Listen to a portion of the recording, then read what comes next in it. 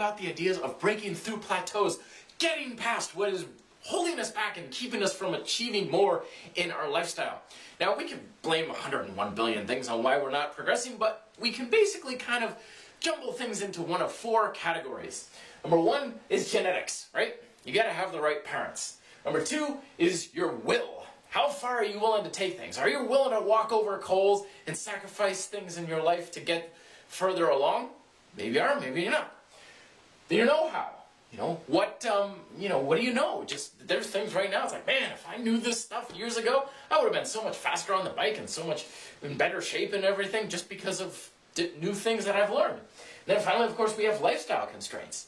If you've got a lot of other things eating up your time and money and energy and so forth, that's less that you can devote towards your fitness goals.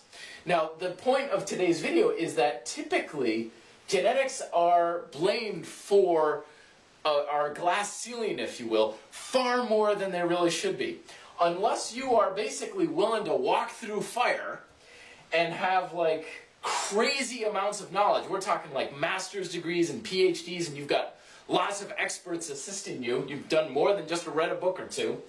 And your lifestyle is pretty much like 99.9% devoted towards reaching your fitness goals, then maybe genetics are holding you back a bit.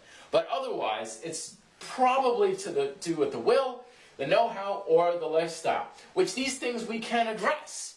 You don't have to, but they can be changed. However, the problem is if we say, oh, it's genetics, I can't push any further because it's genetics, it's basically essentially like saying, I give up, this is as far as I can take it. I guarantee you, you can progress, but we've got to get past this whole genetics are holding me back kind of idea, because for 99% of the population, that's not the case. I'm willing to bet that's not the case with yourself. Let me know your thoughts down below. Till then, be fit, live free.